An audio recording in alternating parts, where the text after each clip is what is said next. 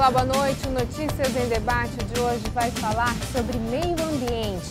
E sobre este assunto a gente conversa com Patrick Nery de Oliveira, estudante de Engenharia Civil. Boa noite, Patrick, bem-vindo. Boa noite, obrigado pelo convite e boa noite a todos. E também com Alessandro Borrache, professor de Engenharia da Exanc. Boa noite, professor, bem-vindo. Boa noite, Roberto. Obrigado pelo convite, prazer.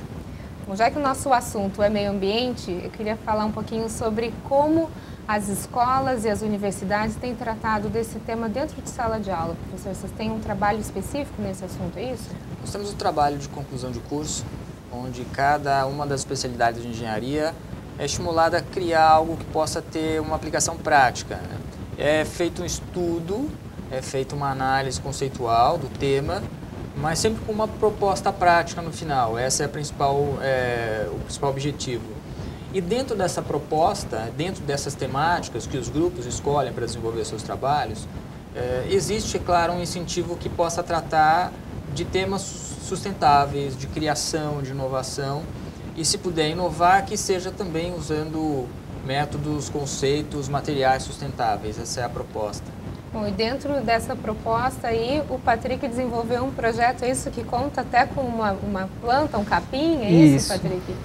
Na verdade, eu e meu grupo, nós conseguimos encontrar esse capim através de pesquisas, que ele serve para contenção de encostas, ou seja, todo esse problema regional que nós temos, principalmente no início de janeiro até meados de março, que é o período de fortes chuvas.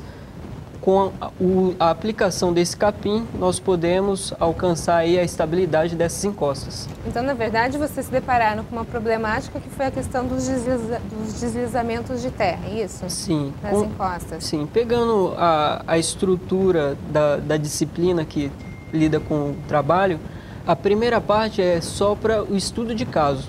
Então, nós pesquisarmos e encontrarmos a problemática, que nesse caso eram os escorregamentos de encostas que são recorrentes todo início de ano, e a segunda etapa foi buscar uma solução que, a nosso critério, teria que ser uma solução que tivesse menos impacto ambiental e fosse de fácil aplicação e economicamente viável.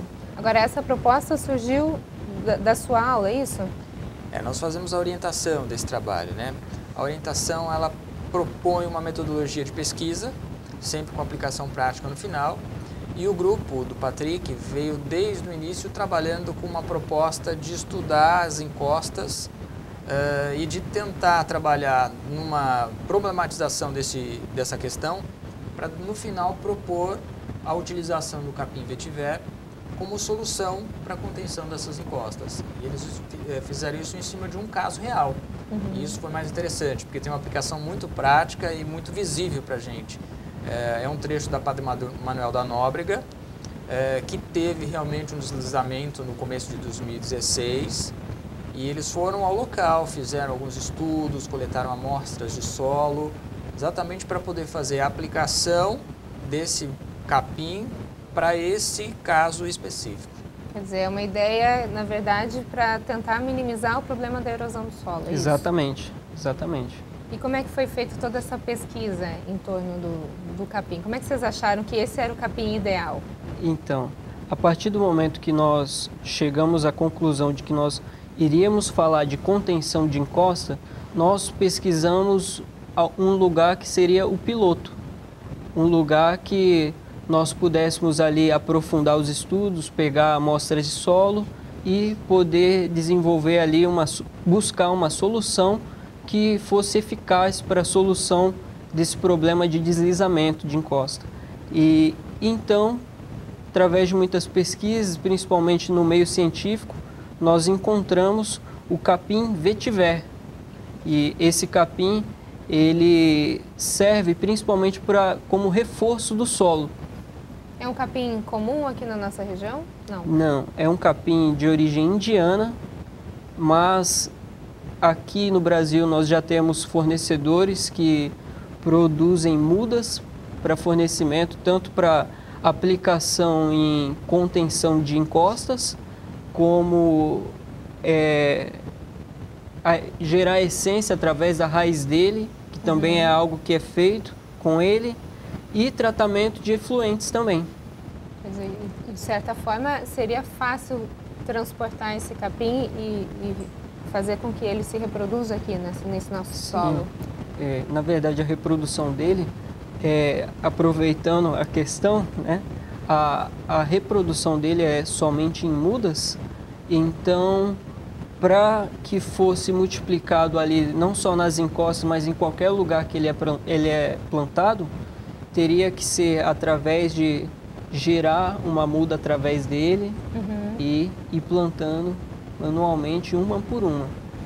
A gente tem algumas imagens do seu projeto, como ele foi, né? Queria ver se a gente tivesse condições de ver essas imagens. Como é que foi esse processo todo, Patrick? Sim. Esse experimento é um experimento que nós podemos comprovar o benefício da vegetação para a encosta.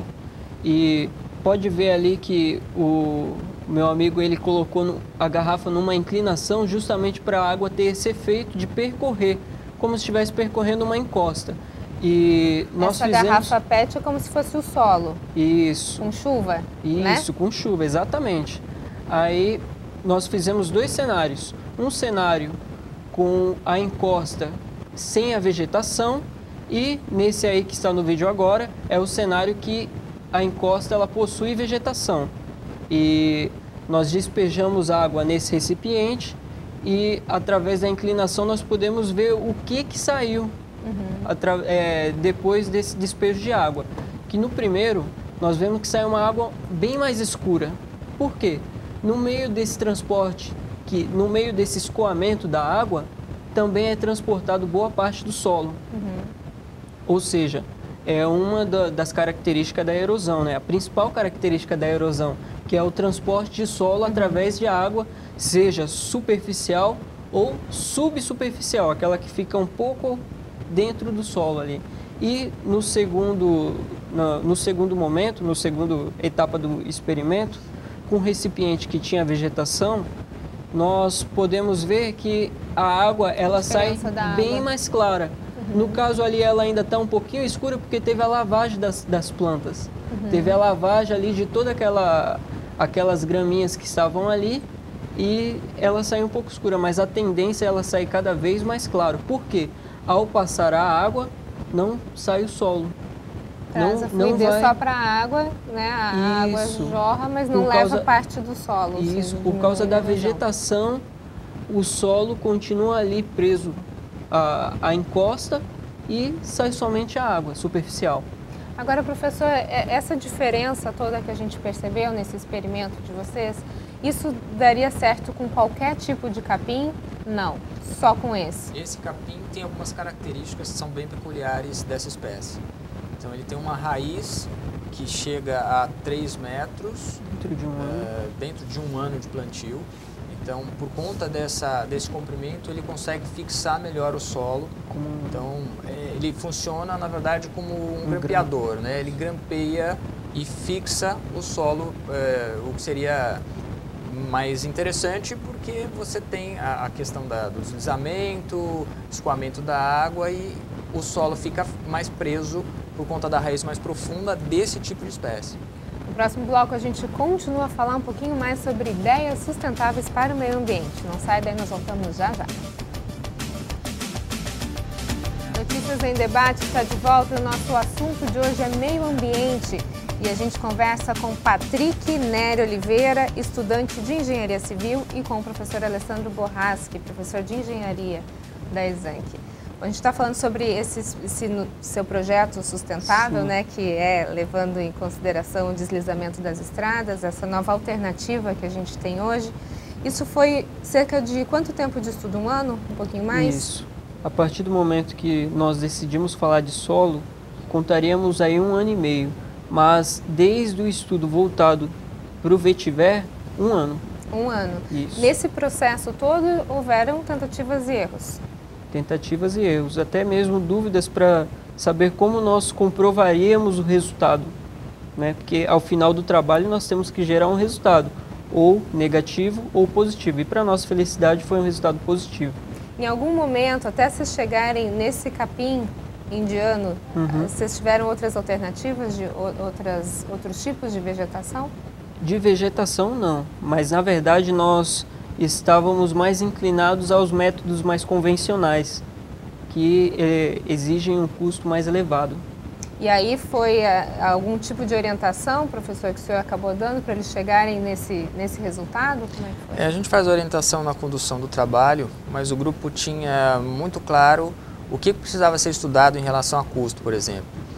E na comparação com os métodos mais convencionais, eles perceberam que, de fato, usar o capim seria muito mais barato por metro quadrado de instalação na região do que usar um método de contenção tradicional, com encosta, com arrimo, tudo. Mesmo sendo um capim que não é originário daqui, por Mesmo exemplo, sendo nessa um situação. capim com origem externa, origem indiana, mas teria uma aplicação fácil. E interessante também que ele não seria uma espécie invasora no solo. Então é legal que a gente mostre que, apesar de ele ter uma origem em outro país, ele poderia ser plantado para contenção de qualquer tipo de encosta aqui, que ele não é uma espécie invasora. Então ele seria cultivado e traria todas as propriedades necessárias para manter o solo em perfeita condição. Foram feitas algumas etapas, é isso, Patrick? Isso. Quais foram as etapas? Nosso o nosso projeto, ele aborda 3 etapas principais para a estabilização da encosta. Que a primeira etapa seria o retaludamento, que o retaludamento nada mais é do que consertar toda a geometria daquele solo que está desequilibrado, que está tendo ali um desequilíbrio de forças.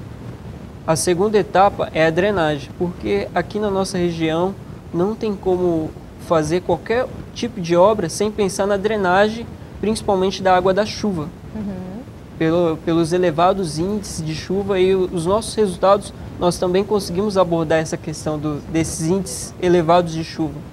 E a terceira etapa, que é o reforço do solo com a aplicação do capim vetiver, que atinge a níveis de estabilidades bem elevados, até considerar o dobro do que é exigido pela norma NBR. Quer dizer, então vocês tiveram todo esse processo de conscientização e testes, erros e acertos. Nesse processo todo, vocês usaram algumas alternativas, eu imagino, né? Não foi um acerto de primeira. Não. Como é que vocês perceberam isso? Quais as principais dificuldades até chegar nesse resultado final? Uma das principais dificuldades é que esse tipo de obra existem poucas inclinações para áreas sustentáveis ou economicamente viáveis. Nós estamos acostumados com obras pelos métodos convencionais, que seriam muro de arrimo, cortina atirantada e obras que envolvem o concreto em si, o concreto e o aço, o que eleva muito o custo. Então, até fazer uma pesquisa que nós chegássemos a um resultado que nós avaliássemos como satisfatório ou como benéfico para a sociedade, demorou aí esse período de pesquisa direto em torno de 6 meses. Pois é, a gente tem algumas imagens do solo em que foi feito o estudo, né? São essas imagens que a gente está colocando aí agora no vídeo. Esse local foi o local de estudo de vocês mesmo? Isso, esse local é onde encontra-se a encosta que nós utilizamos como piloto, né? Nós precisávamos modelar uma encosta real e simular uma aplicação do vetiver para essa encosta, para que nós chegássemos num resultado que fosse convincente. E essa encosta ela se localiza lá no município de Pedro de Toledo, e foi lá que nós retiramos a amostra, chegamos aos resultados utilizados principalmente na modelagem para a obtenção do resultado, e lá medimos toda a geometria, onde pudemos também estimar o custo para uma obra naquela região e realmente comprovar o benefício que é a aplicação do capim. Agora, professor, essa foi uma grande alternativa para a questão do deslizamento, né? O que hoje afeta e acaba contribuindo para essa grande quantidade de deslizamento de terra que a gente acaba observando? A grande quantidade de chuvas, uma parcela também de descuido da própria sociedade, no que diz respeito a lixo e uma série de outros fatores que podem de alguma maneira afetar o meio ambiente, vegetação, né? A queimada, a retirada da vegetação local, tudo isso de alguma maneira contribui bastante para que esses deslizamentos aconteçam, né? Quer dizer, e a grande sacada seria a questão da conscientização hoje. Como é que a gente conseguiria resolver isso de uma forma mais rápida, barata e num espaço de tempo mais curto? A conscientização é uma parte da tratativa, né? A gente não pode também colocar toda a responsabilidade em cima da população. Evidente que esse mapeamento deve ser feito pelas concessionárias, pelo DR, que deu bastante apoio para esse estudo. Então, eu acho que é uma parcela de cada uma das partes, né? A própria população consciente de que tem que cuidar de tudo isso e também esses órgãos que poderiam atuar com novas alternativas, como esse uso do capim vetiver, colocar isso em prática, né? Levar essa ideia adiante para testar esses métodos e, de repente, ampliar a sua utilização não só nesses pontos onde foram estudados, mas em outros que podem ter o mesmo tipo de problema. Essa é a grande expectativa de vocês, agora ver o trabalho de vocês sendo colocado em prática nesses locais? Com certeza, com certeza. E o primeiro passo para isso, como o professor disse, o Departamento de Estradas, local que eu fiz estágio, nos forneceu ali total apoio, principalmente na etapa de recolher a amostra lá no talude, como acompanhamento, sinalização para nossa segurança ali no local. E então, em breve estaremos lá apresentando os resultados dessa pesquisa e também tentar levar a outros órgãos responsáveis não só pela malha viária, mas como a Defesa Civil aqui de Santos também e qualquer lugar onde estão os responsáveis pela conservação da encosta. Consiga colocar isso em prática, né? Isso. No próximo bloco a gente continua a falar um pouquinho mais sobre todo esse processo que vai ajudar o meio ambiente. Não sai daí, nós voltamos em instantes. Até já.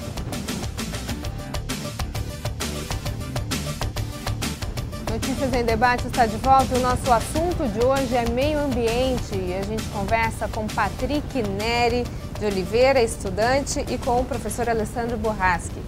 A gente estava falando sobre uma alternativa que já deu muito certo, né? Um experimento que é uma grande alternativa para o mercado de trabalho, que é a questão do capim. Agora, outros projetos, professor, também de forma sustentável têm aparecido no meio acadêmico, é isso? Sim. Tivemos uma outra ideia que foi muito interessante. Um grupo chegou para mim com uma ideia de trabalhar com compósitos. São materiais que são feitos de duas substâncias diferentes que acabam trazendo propriedades diferentes das duas que deram origem. Esse grupo é formado por 4 pessoas, né? O Felipe, a Samara, o Rodrigo e o Rafael. E os 4 queriam falar sobre o uso dos compostos, mas utilizando materiais que pudessem contribuir com a sustentabilidade. E nessas pesquisas que eles fizeram, chegaram à folha da bananeira. Então, qual que era a ideia? Tentar mostrar que com a folha da bananeira a gente poderia trabalhar um novo composto e esse novo composto poderia trazer propriedades diferentes para aplicações diversas. Que seriam quais? Pode substituir, por exemplo, o gesso num processo de uso do drywall na construção civil, trazendo propriedades interessantes. A folha da bananeira? A folha da bananeira. O material que é extraído dessa folha, ele pode ser utilizado para fazer revestimentos de parede de drywall. E com propriedades interessantes. Mantém as propriedades que a gente tem no material atual e ainda tem uma questão que é, se eu degradar esse composto, ele não vai ser nocivo ao ambiente, porque ele é natural.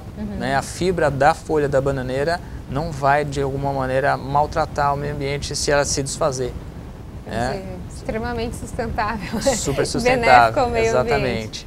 Isso já foi posto em prática em algum momento ou é só um experimento? Eles fizeram experimento. Né? No momento eles fizeram experimento, fizeram testes com a folha da bananeira e eu estava conversando até com o próprio Patrick. Na região que foi feito esse estudo das encostas, existem muitas plantações, né, de várias bananeiras e que depois que cortadas, né, tirou o fruto, as folhas são descartadas. Então existe o descarte desse material que pode ser reaproveitado para um composto que é sustentável. Né? Então a ideia é usar essas folhas. Eles fizeram ensaios no laboratório, trituraram as folhas, fizeram todo um tratamento, cozimento das folhas. Depois do cozimento das folhas é extraído um subproduto que se chama o ácido potássico, que pode servir também como adubo, mas ele é extraído. Esse material deixou um tempo, alguns dias, para secagem completa e foi prensado para moldar o que seria uma placa com a fibra da bananeira. Isso. É o ácido que usa, então? Não, o ácido ele é extraído, ele é retirado, pode ser usado como adubo, né, mas ele é extraído. O substrato que fica, que é a fibra da folha, ela foi colocada numa forma para ter um molde que pudesse ser depois testado com alguns testes de laboratório, de tração, para ver a resistência desse tipo de material e testar com alguns outros tipos de teste, como fogo, água, se eu tivesse que umidificar isso, como é que seria? Quer dizer, e é o mesmo teste que, por exemplo, o isopor ou o gesso são submetidos? Sim, o mesmo tipo de teste. E o resultado? O resultado foi positivo, né? Eles chegaram à conclusão de que, de fato, usando esse tipo de fibra, poderia estar usando para fazer revestimento de parede e poderia até estar usando também esse tipo de fibra para substituir o isopor em pequenas embalagens, né? O isopor, ele é um plástico injetado, ele tem muita composição de ar, né, e algum plástico, ele é leve, mas ele não vai se decompor no meio ambiente de uma maneira fácil, ao contrário da fibra da bananeira. Então pode-se usar essa fibra também para fazer uma embalagem, que seria parecida, por exemplo, com uma cartelinha de ovos, né? Ela tem um aspecto diferente, sem dúvida, mas tem a propriedade de ser um composto natural que é mais fácil de você utilizar e sustentável. E o custo para desenvolver todo esse processo? O custo ele já pode ser um pouquinho mais interessante, porque você tem um consumo de energia menor para fazer toda essa extração da fibra da folha da bananeira. Então, com relação ao custo, isso pode ser um atrativo, né? O processo de extração dessa fibra pode ser vantajoso em termos de custo. E em termos de tempo, ele é um pouco mais lento, ou não? Um pouco mais lento por se tratar de um processo gradativo para chegar nesse substrato, né? A folha tem que ser triturada, ela tem que ser cozida, extraído esse ácido, depois ela fica um tempo para secar totalmente e aí usar esse substrato para poder realmente utilizar na aplicação diversa, como drywall ou como própria embalagem. Até então demanda um pouco mais de tempo. O gesso em si, ele agride o meio ambiente, né? Também, a decomposição do gesso, ela pode trazer alguns componentes que prejudicam o ambiente, o que não aconteceria se estivesse usando mais da fibra da bananeira do que de alguns compostos que existem no gesso. Quer dizer, a gente percebe aí duas soluções sustentáveis e que ajudariam muito o meio ambiente. Como é que você percebe, Patrick, esse estudo, vocês participando de uma descoberta, diria até pequenos cientistas, né? Enfim, e como que o mercado teria essa aceitação? Vocês já tentaram entrar no mercado, oferecer essas propostas? Como é que vocês têm visto isso? Fomos instruídos há pouco tempo para estar visitando o órgão incubadora de empresas. Já estamos reunindo o grupo para conversar o assunto, mas tanto a folha da bananeira como a aplicação do capim vetiver tem uma inclinação bem forte para economia, porque eles são economicamente viável e sustentável. E como é que você vê isso, professor? A gente percebe aqui foram 2 projetos, né? Mas a gente sabe de inúmeros casos em que os estudantes eles têm ideias incríveis e fantásticas que elas poderiam ser colocadas em prática de uma forma ideal, né? Sim, esse é o nosso papel, né? Como orientador dos trabalhos, deixar fluir a criatividade e trazer à tona essas boas ideias que podem contribuir de uma forma significativa. A gente fala de engenharia, a gente fala de benefício para a sociedade. O engenheiro é um cara que aplica esses conhecimentos técnicos e científicos, mas tem que trazer alguma coisa que traga de fato um benefício para a comunidade. E esses 2 projetos conseguiram trazer isso. Tá ok, então. Alessandro, Patrick, muito obrigada pela participação. Obrigado, eu agradeço. Também agradeço, obrigado. Notícias em Debate fica por aqui. Uma ótima noite para você. Até mais.